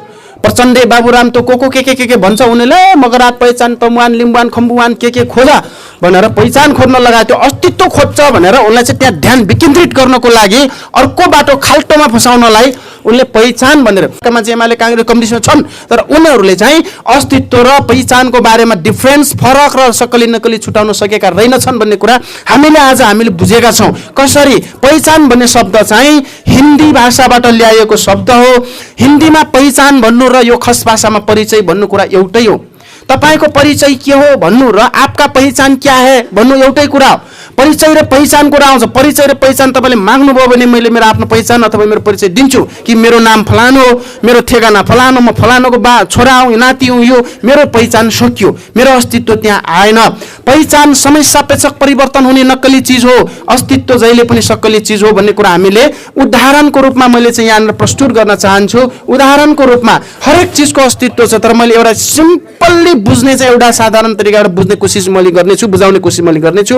यहाँनिर खुर्सानी भन्ने चिज चाहिँ हामीले के गर्छौँ, हरेकको बारीमा छ खुर्सानी भनेर हामी सबैले चिन्दछौँ, जान्दछौँ, अनभिज्ञ हामी छैनौँ है खुर्सानी भन्ने चिजबाट। खुर्सानी भन्ने चाहिँ जुन शब्द छ, जुन भाषा छ, त्यो चाहिँ त्यसको पहिचान हो। खुर्सानी पहिचान हो। त्यो कसरी चिनिन्छ र खुर्सानी भनेर चिनिन्छ। तर खुर्सानी नेपालमा भयो भने त्यो खुर्सानी भनेर त्यसको पहिचानले हामी चिन्छौँ। तर त्यही खुर्सानी तपाईँ इन्डियातिर जाने बेला खल्तीमा बोकेर जानुहोस्, इन्डियामा जानुहोस्, खुर्सानी भन्नुभयो भने कसैले चिन्दैन। त्यहाँ त्यसको पहिचान बदलिन्छ। के बदलिन्छ? मिर्ची हुन्छ। त्यहाँ मिर्ची भन्छ त्यसलाई। मिर्ची, उसको पहिचान बदल्यो त्यहाँ गइसकेपछि। भनेपछि त्यही खुर्सानी तपाईँ बोक्दै बोक्दै तपाईँ जहाज चढेर अमेरिका पुग्नुहोस्। अमेरिका गइसकेपछि त्यहाँ खुर्सानी पनि भन्दैन, मिर्ची पनि भन्दैन, त्यहाँ चिल्ली भनेर चिन्छ। त्यसको उसको पहिचानै बदल्यो त्यसको। अब त्यही खुर्सानी बोकेर तपाईँ रसिया पुग्नुहोस्, के भन्छ होला त्यहाँ? हेर्नुहोस्, त्यहाँ चाहिँ चिल्ली पनि भन्दैन, त्यहाँ चाहिँ खुर्सानी पनि भन्दैन, मिर्ची पनि भन्दैन, त्यो अर्कै हुन्छ। त्यहाँ अर्कै भाषामा चाहिँ उनको आफ्नो पहिचान छुट्टै भनेर चिन्दछ। हेर्नुहोस्, त्यो त्यस्तो बदलिन्छ। पहिचान भन्ने कुरा नक्कली हो भनेर यसरी थाहा पाइन्छ। सक्कली थियो भने त प्रचण्डले पहिचान दिन्थ्यो नि, मगरा तमलिङमा खुमान दिन्थ्यो नि। त्यो नक्कली भएपछि के दियो? दिएन। नक्कली दियो भने त भोलि त टाउको फोर्ला, खत्तम गर्ला। अब त एकछिन भुलाउनलाई चाहिँ यिनलाई चाहिँ उफारेर आफू माथि भर्याङ चढ्ने हो। तालामा चढ्यो, हाम्रो मान्छे भर्याङ भयो, त्यहाँ माथि तल्लामा लात्तले भर्याङ बजाइदियो, ढल्यो, भर्याङ सिद्धियो। को चढ्नु अब त्यो प्रचण्ड छैन? उनी भागेर गइसक्यो, माओवादी भनेर त्यो खोल फालेर गइसक्यो, कहाँ पुगिसक्यो। नेकपा भनेर गयो, बाबुरामले त्यो माओवादी खोल फालेर उहाँ के भन्दै नयाँ शक्ति भनेर एकछिन उफ्रियो, त्यहाँबाट फेरि अर्को समाजवाद भन्छ, कहिले के भन्छ। उनी यसरी किन भयो त भन्दाखेरि यिनी सोझा साझा हाम्रो पुर्खालाई यिनले के भन्छ, यसलाई जे भन्दा पनि हुन्छ भने ठग्दै हिँड्यो। तर अब नयाँ जेनेरेसनहरू अब कुरा बुझ्ने आएपछि अब यसलाई सकिँदैन, है केरा फटेर भाग्नु पर्यो। त यो खालको चाहिँ एउटा स्थिति यसरी बन्यो। अब मैले भन्न खोजेको कुरा के भन्दा जसरी खुर्सानी भनेको त्यसको पहिचान समय ठाउँ अनुसार परिवेश अनुसार बदलिन्छ पहिचान, त्यसरी नै हाम्रो पहिचान खोजेर त्यो हुँदैन। अस्तित्व खोज्नु पर्यो भन्ने कुरा चाहिँ के भन्दाखेरि अब बुझ्नुहोस्, खुर्सानीको अस्तित्व भनेको पिरो है। अब खुर्सानीको अस्तित्व पिरो हो भने त्यो खुर्सानी नेपालमा पनि पिरै हुन्छ, त्यो खुर्सानी इन्डियामा पनि पिरै हुन्छ, त्यो खुर्सानी अमेरिकामा पनि पिरै हुन्छ, त्यो खुर्सानी रसियामा पनि पिरै हुन्छ। त्यसको अस्तित्व के हुने भयो? जहिले पनि चाहिँ त्यो चाहिँ यथावत रहने भयो। बरु खुर्सानीले आफ्नो अस्तित्व विलय गर्यो, गुमायो, पिरोपन त्यो खुर्सानीबाट गयो भने चाहिँ त्यो खुर्सानीको इज्जत हुँदैन, त्यो खुर्सानीको सम्मान हुँदैन, त्यो खुर्सानीको सम्भार हुँदैन। तपाईँले खुर्सानी पिरो नहुन पनि त पायो कतिपय परिस्थितिमा। तपाईँ बारीबाट खुर्सानी टिपेर ल्याउनु भयो, रातो हरियो राम्रै खुर्सानी थियो, तपाईँ चाहिँ खानुभयो। खाँदाखेरि चाहिँ तपाईँको पहिलोचोटि तपाईँ टोक्नुभयो खुर्सानी। अब तपाईँले चाहिँ अस्तित्व चाहिँ भने त्यो खुर्सानी भने पहिचान राम्रो देखेर त भएन। त पिरो छ कि छैन त, त्यसको अस्तित्व छ कि छैन, तपाईँले टेस्ट गर्दाखेरि चाहिँ अब पिरो छैन रहेछ, ल त्यो खुर्सानी पिरो छैन रहेछ, एकचोटि चाहिँ खाने बित्तिकै तपाईँ थाहा पाउनुभयो भने तेरो यो खुर्सानी काम रहेछ, तपाईँ फालिहाल्नुहुन्छ। त्यो किराले खाओस् अथवा कुखुराले खाओस्, जेसुकै खानुहोस्, त्यो कुनै चाहिँ मतलब भएन त्यसमा। अब त्यो खुर्सानी चाहिँ तपाईको अस्तित्व नभइसकेपछि त्यो खुर्सानीको चाहिँ तपाईको अस्तित्व नभइसकेपछि के हुने भयो त भन्दाखेरि त्यो चाहिँ अब तपाईले इज्जत सम्मान र सम्मार गर्नु भएन, तपाई फालिहाल्नु भयो भने त्यही खुर्सानी ज्यादा पिरो रहेछ, ज्यादा अस्तित्ववाला रहेछ, ज्यादा पिरो रहेछ भने चाहिँ तपाईले खाँदै सक्नु भएन। आधा जति बच्यो भने पनि तपाई के गर्नुहुन्छ, यो चाहिँ काम लाग्छ है भरे भोलि पनि भनेर तपाईले आधा खाइसकेको पनि तपाईले कुनातिर किराले नभेटाउने ठाउँ, मुसाले नभेट्ने ठाउँ, कुखुराले नठुक्ने ठाउँमा लगेर तपाईले कुनातिर केपेर सुरक्षितका साथ राख्न सक्नुहुन्छ। तपाईले गरिन्छ त्यो जो कोहीले पनि। त्यो किन भन्दाखेरि त्यसले जो इज्जत पायो, जो सम्मान पायो, जो सम्मान जतन पायो, त्यो अस्तित्वको कारणले पाएको हो। त्यो कुनै त्यो खुर्सानी भनेर पाएको होइन, त्यो पहिचानको कारणले होइन, त्यो राम्रो देखेर होइन, त्यो चाहिँ त्यो अस्तित्वको कारणले त्यो पाएको मानिन्छ है। यो यसरी चाहिँ हामीले बुझ्नुपर्छ। अस्तित्व भनेको यति महत्त्वपूर्ण कुरा हो। अब त्यसकारणले अब हामी के बुझौँ भन्दाखेरि जब हाम्रो मंगोल भन्ने शब्द नै कानुन विधि विधान नभएपछि जसरी हामी पिरो बिनाको खुर्सानी चाहिँ हामी मुल्काइदिन्छौँ, त्यसरी बाहुनछेदले हामीलाई हेपेन। कुनै पनि कार्यालयमा गयो, कागज पत्र बिगारिदियो, राम्रोसँग लेखिदिएन, हेप्यो, ठिच्यो, तिमी जनजाति हो, तिमी अछुट हो, तिमी दलित हो, तिमी कामी हो, यो हो, त्यही यस्तो, तिमीहरू चाहिँ यस्ता खालका हो, पढ्न जान्दैन, यो गर्न जान्दैन, यस्ता खालका भने उसले ठाउँका ठाउँ हेप्नु, हेपेर बोल्नु, हेपेर व्यवहार गर्नु। त्यो के कारण छ त भन्दाखेरि चाहिँ हो त्यो चाहिँ अस्तित्व नभएपछि त्यो हेप्पिने स्थिति त्यो स्वतः भयो। हामी अस्तित्व नै बिलाइ भइसक्यो। हामी चाहिँ त्यो कराएर हुनेवाला छैन। सबभन्दा हुनुपर्ने बटन चाहिँ त्यो दबाउनु पर्ने हुन्छ। त्यो बटन भनेकै अस्तित्व हो। कुन बिजुलीको चाहिँ कुन बत्तीको कुन बटन दबाउने र त्यो जहाँ पाइ त्यहीँको बटन दबाएर त हुन्न, त्यो सही बटन दबाउनु पर्यो। हो यस कारणले गर्दा यो कुरा अब मानव इज्जत सम्मान सम्मारका कुरा, हाम्रो मान्छे किन बलात्कार भइरहेछ, हाम्रो मान्छे किन बेचिरहेका छ, हाम्रो मान्छे सस्तोमा किन बेचिरह्यो, यी सब कुराहरू चाहिँ के भयो, अस्तित्व विलय भएपछि बिन भएपछि चाहिँ हामीलाई कवादीको भावमा बेचिदियो, हामीलाई हेप्यो भन्ने कुरा हामीले बुझ्नुपर्छ। एक अब दोस्रो कुरा चाहिँ अस्तित्वको महत्त्वपूर्ण कुरा भनेको मानवाधिकार पाउनको लागि पनि अस्तित्वले मात्रै डिपेन्ड गर्छ।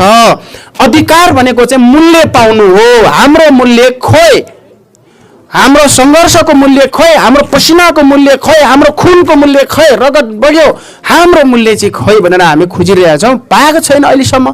कहिले दलित सङ्घ बनिएको छ, कहिले जनजाति सङ्घ बनिएको छ, कहिले मगर सङ्घ, गुरुङ सङ्घ बनिएको छ, कहिले काङ्ग्रेस माओवादी बनिएको छ, एमाले राप्रपा हिँडेको छ।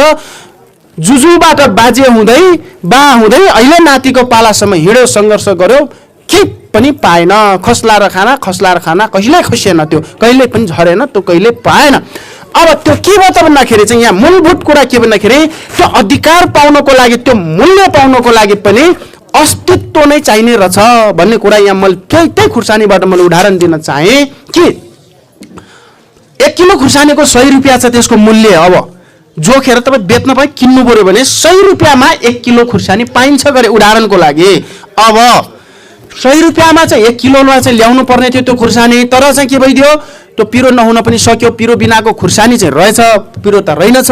कुनै पनि दुकानमा तपाईँ जानुभयो भने उसले इमान्दारका साथ भन्यो यो खुर्सानी चाहिँ 100 रुपियाँ हो, तर यो पिरो छैन, केही पनि पिरो छैन, यो अलि चाँडै टिपिएछ अथवा के भएछ, पिरो छैन। 100 रुपियाँ लिन्न तपाईँसँग यो खुर्सानी 1 किलो जोखेर लानुहोस्। 100 रुपियाँ होइन, मलाई 1 रुपियाँ दिँदा पनि हुन्छ भनेर तपाईँलाई भन्यो दोकानका मान्छेले भने।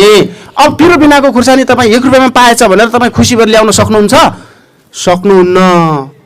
सस्तो त पाउनुभयो, 100 रुपियाँ हाल्नुपर्ने खुर्सानी 1 रुपियाँमा पाउनुभयो, तर के भयो, त्यो पिरो नभएपछि त्यसको अर्थ के भयो, त्यसको काम के ला हो, यस्तो मूल्यहीन भयो। अब त्यो खुर्सानी त हो, ओजन पनि छ, तपाईँ देख्नु पनि भयो, तर मूल्यहीन कसरी भयो, अस्तित्वको कारणले हो। नेपालका 80% मूलवासी मंगोलहरू इमान्दार, ठुला इमान्दार छ, वफादारी छ, राम्रो काम गर्छ, तर उसको मूल्य छैन। यो किन यस्तो भयो त भन्दाखेरि त्यो अस्तित्वै नभएपछि, त मानव अस्तित्व नभएपछि खत्तम भयो। मैले एकजना मेरो साथी हुनुहुन्छ, साउदी अरबमा काम गर्नुहुन्छ, फिलिपिन्सको मान्छे पनि रहेछ त्यही कम्पनीमा, इन्डोनेसियाका मान्छे, बङ्गलादेशी, तपाईँको पाकिस्तानी, इन्डियाका, नेपालका मान्छे 6 गरे त्यहाँ।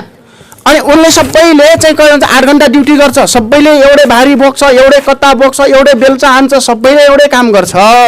तर त्यहाँ चाहिँ त्यो सेलेरी फरक छ गरे। त्यहाँ कम्पनीले दिने चाहिँ उही घण्टामा काम गर्ने इन्डोनेसिया फिलिपिन्सका मान्छेलाई चाहिँ करिब 3000 रेल दिन्छ गरे। अब हाम्रोलाई 1000 दिन्छ अरे जम्मा। हो भनेपछि त्यो किन त्यसो भयो त भन्दाखेरि चाहिँ उनले दिने त एउटै कुरा, तर यहाँ बाहुन क्षतिमाथि सत्तामा साँच्छ भने अस्ति त भिन यो मान्छे काम चाहिँ यो कवाडी हो, यो जे गरेर हुन्छ, यसलाई 1000 रुपियाँ दिँदा पनि हुन्छ, त्यहाँको 1000 रेल दिँदा पनि यसलाई ठिक हुन्छ। अब अरू बाँकी चाहिँ यता लिए भनेर भित्रभित्र भयो उसले खाइहाल्यो, उताबाट घुमाएर दलाल गरिहाल्यो उनीहरू। हो यसरी चाहिँ त्यो कवाडीको सस्तो भाउमा चाहिँ उनले बेचेर खायो। हिजो हाम्रो पुर्खालाई भर्तीको नाममा बेच्यो नि, यिनीहरू राणा शासनका बेच्यो, सस्तोमा बेचिदियो। अब उसले चाहिँ भित्रभित्र कति खरब पैसा चाहिँ लिएर उनी आफू मात्रै चाहिँ पेट अगाए धडाए खतम बनाए। त हाम्रो मान्छेहरू त्यस्तरी बनाए। यो परिस्थिति चाहिँ त्यो समयदेखि आजसम्म निरन्तर चलिरहेको छ। अब यसो हुन नदिनको लागि के चाहिन्छ त भनेर अब अस्तित्व खोज्नुपर्छ। त्यो नै सबैभन्दा महत्त्वपूर्ण कुरा हो। यो स्थापित गरिसकेपछि मात्र बल्ल हामीले यो चाहिँ अधिकार, अस्तित्व र मूल्य हामी पाउँछौँ र के अरे हाम्रो चाहिँ इज्जत सम्मान र सम्मान हामी पाउँछौँ। यो कुरा चाहिँ हामीले अब बुझ्नुपर्ने अवस्था हो। यदि अस्तित्व यतिको महत्त्वपूर्ण नभइदिएको भए बाहुन छेत्रीले किन आर्य लेख्नु पर्थ्यो होला संविधानमा, यो पनि त कल्पना गरौँ। उनले बाहुन छेत्री त आफै सत्तामा छन्, आर्य त नलेख्दा पनि हुन्थ्यो। त उसले चाहिँ त वैधानिक बनाउनुको पछाडिको कारण के त भन्दाखेरि उता पिरो सहितको खुर्सानी बन्नु खोजिरहेछ, बनेको छ, उसको मूल्य पर्यो, उसको इज्जत पर्यो, उसको सम्मान भयो। यो यसरी चाहिँ हामीलाई दोस्रो तहको चाहिँ मान्छे बनाएर यसरी घुमाएको छ यिनीहरूले। अब अर्को कुरा चाहिँ हामीले यहाँ के बुझौँ त भन्दाखेरि अब यो संविधानमा हामीलाई चाहिँ अब मङ्गोल अस्तित्व नलेख्नु भनेको के त भन्दाखेरि पिरो बिनाको खुर्सानी भयो, यो मार्करको अस्तित्व पनि मसियो। अब यो अस्तित्व मसिसकेपछि मैले मिल्काइदिन्छु, यसलाई किन मैले गुजीमा हालेर हिँडाल्छु, मतलब होइन, इज्जतै छैन। मैले यसको मूल्य 70 रुपियाँ तिर्नुभन्दा पहिला यो किन्नु त पर्यो, मैले त बनाउन सक्दिनँ। त किन्नु यसको मूल्य हाल्नुभन्दा पहिला अस्तित्व चेक गर्छु मैले, यो लेख्छ कि लेख्दैन। लेख्यो भने चाहिँ मैले हो यो चाहिँ यसको मूल्य चाहिँ म हाल्छु, लेख्दैन भने मैले किन पैसा हाल्छु। कसैले त पैसा हाल्नुपर्छ भने बाध्यता उसले गर्न सक्छ, दोकानको मान्छेले सक्दैन। यो लेख्दैन त अस्तित्वै छैन त मैले पैसा हाल्न सक्दैन यसको। हो यस्तो खालको चाहिँ कुरा आउँछ। हेर्नुहोस् है, भनेको हामी मूलवासी नेपालका 80% मूलवासी मङ्गोल जो यो संविधानले हामीलाई भनेको छ आदिवासी जनजाति दलित मधेसी मुस्लिम सीमान्तकृत अल्पसङ्ख्यक वर्ग के लेखिदिएको छ। यो भनेको हामी त मान्छे त हो भयो, तर के भन्नु पिरो बिनाको खुर्सानी भयो, अब मसी बिनाको मार्कर भयो, अमिलो बिनाको कागती भयो, नुन बिनाको तरकारी भयो। अब हाम्रो केही भ्यालु भएन। यस कारणले गर्दाखेरि हामी सबभन्दा पहिला मङ्गोल अस्तित्व खोज्नुपर्ने। अब आर्य भन्ने कुरा त अब उनीहरू चाहिँ रिसेट भइसक्यो, हामी निग्रो पनि होइन। विश्व मानव अधिकारको कुरामा त मङ्गोल आर्य निग्रो तीनटा मात्रै हो। अब यहाँनिर कहाँ पर्छ त भन्दाखेरि हामी मङ्गोलमा पर्छौँ, तर मङ्गोल त उनले लेखिदिएन, हामीलाई चाहिँ यो खतम गरिदियो। हो यस कारणले गर्दाखेरि हामीले यो कुरा चाहिँ अब बुझ्नुपर्ने हुन्छ। अब मैले यसैमा कुरा के चाहिँ जोडेँ त भन्दाखेरि यसैमा मैले थोरै कुराहरू जोडेँ। अब मङ्गोल अस्तित्व खोजको लागि नेपालका 80% मूलवासी मङ्गोलहरू एक हुनुपर्ने आवश्यक छ। अब विगतमा हामी कुन एमाले काङ्ग्रेस माओवादी राप्रपा के पार्टीमा थियो होला, जानी नजानी अनजानको रूपमा थियो होला, हिजो नबुझेर लाग्यो। त्यो इतिहास अब क्लोज गरौँ, विगतका कुरा छोडिदिउँ। अब हामी उपरान्त बुझिसकेपछि अब हामी आफ्नो अस्तित्व, साझा अधिकार, साझा अस्तित्वको लागि हामी एक भएर जानुपर्ने दिन र समय आइसकेको छ। किनभने यो चाहिँ हाम्रो इच्छा, हाम्रो चाहिँ चाहना, हाम्रो कुरा मात्र होइन, हाम्रो भावी सन्ततिको उज्जवल र सुरक्षित भविष्यको निम्ति हामी सोच्नै पर्ने एउटा परिस्थिति आएको छ। यसमा अब यहाँ धेरै कुरा चाहिँ यहाँ धेरै मान्छेले के लाग्न सक्छ त भन्दाखेरि यो मङ्गोलको अस्तित्व खोज्ने काम त मङ्गोल नेसनल अर्गनाइजेसनको मात्र हो, हामी काङ्ग्रेस एमाले माओवादीमा लागेका मकर गुरुङ राई लिम्बू कामी दमाई सार्कीको त होइन भनेर धेरै मान्छेहरू कन्फ्युजन हुन सक्छ। मङ्गोल जय मङ्गोल त यो त मङ्गोल हो, हाम्रो पार्टी एमाले हो, हाम्रो पार्टी काङ्ग्रेस, हाम्रो पार्टी चाहिँ के अरे राप्रपा, यावत कुराहरू भन्न सक्छ। त्यो कन्फ्युजनमा हामी हुनु हुँदैन। अस्तित्वको सङ्घर्षमा हामी मङ्गोल भएर जन्मिसकेपछि हामी पार्टी जाति यो कालका कुरा धर्मका कुरा छोडिदिउँ। मानव अस्तित्व हामी इस्टाब्लिस गर्न जरुरी छ, हामी सब मिलेर एक हुन जरुरी छ। तर मानव अस्तित्व स्थापित गर्नको लागि अरू पार्टीबाट सम्भव हुँदैन। अब है अरू पार्टीबाट सम्भव हुँदैन। त्यो मङ्गोल नेसनल अर्गनाइजेसनको सिद्धान्त र मङ्गोलवाद दर्शनबाट मात्र यो सम्भव भएको हुनाले यो कुरा यहाँ ल्याइएको छ। अब मैले थोरै कुरा यहाँनिर के जनाउन चाहन्छु त भन्दाखेरि हामी किन एक हुनुपर्ने? अब हाम्रो अस्तित्व बचाओ, अस्तित्वको स्थापितको लागि, हाम्रो मानवाधिकारको बचाउनको लागि, हाम्रो मूल्य बचाउनको लागि, मूल्य प्राप्त गर्नको लागि, हामीले इज्जत सम्मान र न्याय पाउनको लागि हामी एक किन हुनुपर्ने भन्दाखेरि यो कुरा त बाहुन छेत्रीबाट पनि हामी सिक्नुपर्ने हुन्छ। कसरी भन्दाखेरि आज बाहुन छेत्री, एमाले, काङ्ग्रेस, माओवादी, राप्रपा धेरै पार्टीमा छन्, तर यो संविधान लेख्ने बेलामा यो कुनै राप्रपाको पार्टीले मात्र लेखेको होइन, काङ्ग्रेसको बाहुन छेत्रीले मात्र लेखेको होइन, एमालेको माओवादीको मात्रै बाहुनले लेखेको होइन। ती सबै पार्टीबाट चुनाव जितेर संविधान बनाउने बेलामा 601 जना संसद जितेर गएर ती सबै पार्टीका बाहुन छेत्री मिलेर संविधानमा लेखे। हामी चाहिँ आफ्नो आफ्नो पार्टीमा लागे तापनि कोही बाहुन चाहिँ माओवादीका, कोही बाहुन छेत्री काङ्ग्रेसका, कोही बाहुन छेत्री राप्रपाका भए तापनि संविधानमा त हामी बाहुन छेत्री सबै आर्य हुनुपर्छ है भनेर लेखिसक्यौँ। यहाँ स्पष्टीकरण लेखिसक्यो। खस आर्य भन्नाले ब्राह्मण, छेत्री, ठकुरी, सन्यासी समुदाय सम्झिनुपर्छ भन्यो। अब यहाँ के बुझेन, के लेखेनन् उनले भन्दाखेरि खस आर्य भन्नाले एमालेको बाहुन छेत्री मात्रै हो भनेनन्, खस आर्य भन्नाले काङ्ग्रेसको बाहुन छेत्री मात्रै हो भनेनन्, खस आर्य भन्नाले राप्रपाको मात्रै के अरे माओवादीको मात्रै बाहुन छेत्री हो भनेनन्। पार्टी हाम्रो आफ्नो ठाउँमा छ, तर मानव अस्तित्व, आर्य अस्तित्व त हाम्रो साझा हो भनेर यहाँ कुनै पार्टीको नाम नदर्शाएर सिधै ब्राह्मण छेत्री आर्य हो भन्नुले ब्राह्मण छेत्री जुनसुकै पार्टीमा होस् तर ऊ समग्रमा उनीहरू आर्य हुन् भन्ने लेखिसक्यो। भनेपछि अब यो कुरा हामीले बुझ्ने कि नबुझ्ने अबको समयदेखि यो प्रश्निनुपर्छ, बुझ्नुपर्छ। उनीहरू आफ्नो अस्तित्व खोजको लागि अब धेरै मान्छेलाई लाग्न सक्छ मङ्गोल हामीले किन भनिराख्नु पर्ने, एक कदम पछाडि किन चाहिँ पछि परिराख्नु पर्ने, बाहुन छेत्रीको पार्टी एमाले, काङ्ग्रेस, माओवादीमा त यो मङ्गोल आर्य निग्रो त भन्दैन त्यहाँ भन्ने पनि लाग्न सक्छ। किन भन्नुहोस् बाहुन छेत्रीले मङ्गोल आर्य निग्रोको अस्तित्व किन भनिरहोस्, त्यहाँ किन भाषण गरिरहोस्? उता संविधानमा लेखिसक्यो त, एक कदम अगाडि गइसक्यो। उसले आफ्नो कुरा स्थापित गरिसकेपछि त्यही कुरामा अल्झिन्छ, ऊ अल्झिँदैन, ऊ त अर्को कदम चाल्छ उसले। अब मानौ कि ऊ एसएलसी पास भइसक्यो बाहुन, ऊ एसएलसी पास भएर 11 कक्षा 12 कक्षा, अब एसएलसी पास गरेर 12 कक्षामा गयो, 11 कक्षामा गयो, अनि 10 कक्षाकै किताब पढ्छ त त्यहाँ 11 मा गएर पढ्दैन, ऊ 11 कक्षाको किताब पढ्छ त्यहाँ। अनि हाम्रो त एसएलसी पासै छैन, अनि उसको पछि लागिरहेछ 11 को किताब पढिरहेछ, अनि त्यहाँ मैले एक्जाम दिने बेला अनि चाहिँ त्यो पासै छैन, अनि कसरी एक्जाम पास हुन्छ हाम्रो मान्छे हो?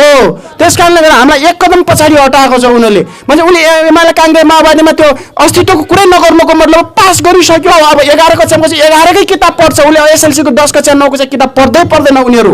हामी यहाँ बल्ल 9 कक्षा 10 कक्षा किताब पढ्नुको पछाडि कुरा के हो त भन्दाखेरि चाहिँ हामी त फेल छौँ, हामीले फेल गरेर आइएको छ। अब यहाँ कुरा के बुझ्नु पर्यो त भन्दाखेरि अब हाम्रो अनुहारकाहरू एमाले, काङ्ग्रेस, माओवादी, राप्रपामा पनि थियो नि, मगर गुरुङ, राजनीति, कामी, दबाई, सार्की लगायतका चाहिँ मूलवासी मङ्गोल जो जात जाति बनाएको छ, यी सबै प्रतिनिधि त थियो त एमाले, काङ्ग्रेस, माओवादीमा।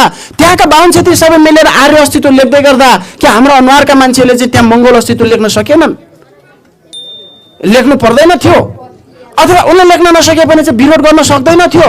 तिमीलाई आर्य अस्तित्व हाम्रो मङ्गोल नलेखेपछि तिमीले आर्य नलेख भन्न सक्थ्यो नि त, त्यो पनि सकेन। नसकेपछि अब यिनीहरूबाट के आशा गरौँ हामीले? अब आशा गरेर हुन्छ त्यहाँ? हुँदैन। अब यो कुरा त हामी प्रश्न भइसक्यो, जनता सचेत हुन जरुरी छ भनेर हामीले भन्न खोजेको त्यो कुरा हो। कुरा बुझ्नुपर्छ। हामी यहाँ कुनै काङ्ग्रेस, कम्युनिस्ट, माओवादी भनेर विरोध गर्ने यो खालको कुराहरू अप्ठ्यारो पार्न आएको होइन। बृहत साझा कुरा के हो? मानव अस्तित्व के हो? आज हामी सिङ्गो मानव, हामी मङ्गोलहरू चाहिँ विभिन्न पार्टीमा कहाँ अड्केका छौँ, कहाँ अड्काइएको छ हामीलाई, कहाँनिर चाहिँ तपाईँको भिरको चाहिँ कुप्चेरामा अड्काइयो, न यता न उता भन्ने बनाइदियो हो। यो कुरा हामी छोडौँ, यसलाई चाहिँ अब बृहत रूपमा चाहिँ हामी मङ्गोल अस्तित्व, साझा अस्तित्वलाई अब हामीले चाहिँ अगाडि बढाउँ भन्ने कुरा चाहिँ हामीले अब बृहत रूपमा सोच्नुपर्ने र बुझ्नुपर्ने अवस्था आएको हो। अब यहाँनिर कुरा के आउँछ त भन्दाखेरि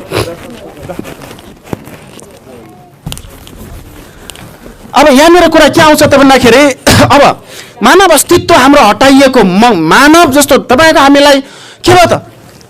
मसी बिनाको मार्कर, नुन बिनाको तरकारी भएछ आज हामी। हेर्नुहोस्, तपाईँले तरकारी त पकाउनु भयो, माछा मासु पकाउनु भयो होला, मरमसला, घिउ, तेल सबै हाल्नु भयो होला, तर तपाईँले नुन हाल्न बिर्सिनु भयो। अब तपाईँको तरकारी कस्तो हुन्छ होला कल्पना गर्नुहोस्। कसैले खाइदिन्छ? गाह्रो छ है। संविधानमा के भनेको छ बाहुनले? हामी सबैको अधिकार दिइसक्यो, संविधान सबैको लागि बराबर बनायो, तरकारी त पकायो यिनले, तर 80% मूलवासी मङ्गोलको लागि नुन हालिदिएन। हामी नुन बिनाको तरकारी भइसक्यौँ। बाहुनले आर्य हाल्नु नै नुन सहितको तरकारी भयो, उसको त तरकारी पनि बिक्यो, खायो, सबैले चाहिँ इज्जत गर्यो। अब हाम्रो तरकारीमा नुन नभएपछि हामी नुन बिनाको तरकारी भइसक्यौँ। हेर्नुहोस् है, मतलब अस्तित्वविहीन भनेको त्यो। अब यहाँनिर कुरा के भन्दाखेरि यो अस्तित्व विलय यो संविधानले मात्रै गरे हो होइन, 47 सालको संविधानले पनि विलय गर्यो, त्यहाँ पनि थिएन मङ्गोल। कहाँबाट भन्दा महाभारत किताबबाट। अब म थोरै कुरा त्यहाँ जान्छु। अब यो बाहुन क्षेत्रले यिनलाई मङ्गोल अस्तित्व दिनै हुन्न, मूलवासी भन्नै हुन्न भन्ने कुरा कहाँबाट सिके भन्दाखेरि यो हिजो आजको काङ्ग्रेस, कम्युनिस्ट, मार्क्सवाद, लेनिनवाद, माओवाद, पुँजीवाद, काङ्ग्रेसको राजनीतिबाट सिकेका होइनन्, यिनले हिन्दूवादबाट सिकेका हुन्। हिन्दूले मात्र यो कुरा विरोध गर्छ कि मङ्गोललाई मङ्गोल भन्न हुन्न, अनार्य हुनुपर्छ, यिनले शूद्र बनाउनुपर्छ, अछुत बनाउनुपर्छ भन्ने कुरा हिन्दूवादमा मात्रै छ। हिन्दूवाद र ब्राह्मणवाद कसरी इक्वलिजम हुन्छ, म थोरै कुरा म त्यहाँ जान्छु कि हिन्दूवादले नै हामीलाई अस्तित्वविहीन बनाएको छ है, हिन्दूवाद। अब यहाँ हिन्दूवाद भन्दै गर्दा तपाईँलाई लाग्न सक्छ हिन्दू चाहिँ धर्म पो हो त भन्ने लाग्न सक्छ, तर यो हिन्दू चाहिँ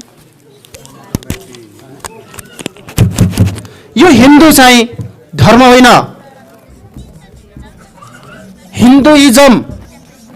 हिन्दुइजम भनेको हिन्दूवाद हो, हिन्दू रिलिजन होइन, हिन्दू धर्म नभएर यो हिन्दूवाद। कसरी? तर हामीलाई त हिन्दू धर्म हो भनेर ढाँटेको छ, फटा काम गरेको छ। अब यहाँ हेर्नुहोस्, हिन्दू भन्ने शब्द सिन्धुबाट आएको देखिन्छ। सिन्धु भन्ने नदीको नाम हो। सिन्धु नदी पाकिस्तानमा बग्ने एउटा नदीको नामलाई सिन्धु नदी भनिन्छ। तर सिन्धु नदीबाट हिन्दू कसरी भयो त, कसको कालखण्डमा भयो त भन्दाखेरि इरानी खोजकर्ता अल्बेरुनी भन्ने मान्छेले दिएको नाम हो यो। कसरी दियो भन्दाखेरि ब्राह्मणहरूको पुर्खाहरू युरोपबाट भागेर 4000 वर्ष अगाडि ककोसियस माउन्टेनबाट भागेर ज्यान बचाउनको लागि इरानमा आएको रहेछ, हाइटीसँग लडाइँ लड्न नसकेर।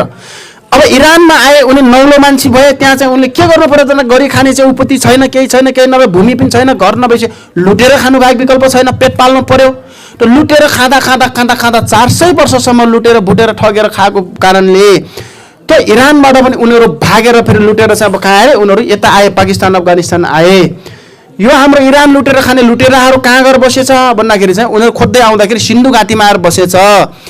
हिब्रू भाषाको उच्चारणमा सको उच्चारण ह हुने हुनाले सिन्धु भन्दाखेरि हिन्दू भनेर उसले भनेको रहेछ। यो त किताबमै लेखेको छ सबै कुरा इतिहासमा। त्यस कारणले गर्दाखेरि यो सिन्धु वरिपरि, सिन्धु नदी वरिपरि बस्नेहरू को भए त सिन्धु भए भनेको मतलब उनले सको उच्चारण ह हुँदै जाँदाखेरि हिन्दू भए भन्दियो। जसरी पाल्पालाई पाल्पाली, स्याङ्जाली भने जस्तै त्यो ठाउँको आधारमा नाम पुकार्छ। काठमाडौँतिर अरू ठाउँतिर कहाँ हो, एक ठाउँको आधारबाट यी बाहुनहरू के भए, सिन्धुबाट हिन्दू भए यिनीहरू। अब हिब्रू भाषामा हिन्दू चाहिँ के भने यिनी को थिए त, इरानमा चाहिँ 400 वर्षसम्म के गरेका थिए त भने यिनी चोर्ने काम गरेका थिए, लुटेर काम, ढाँट्ने काम, ठग्ने काम गरेको हुनाले यिनीहरू चोर हुन्, लुटेरा हुन्, ठग हुन्, ढाँटुवा हुन् भन्यो। यिनीहरू कहाँ गएर बसेछ, हिन्दूमा गएर बसेछ। सिन्धुमा बसे हिन्दूमा गएर बसेछ। हिन्दूहरू भनेको चोर हुन्, डाका हुन्, फटा हुन्, ढुट्वा हुन्, ढुट्याइ गर्छ यिनले भनेपछि हिब्रू भाषामा हिन्दूको अर्थ परिभाषा नै चोर भनेर बनेको छ।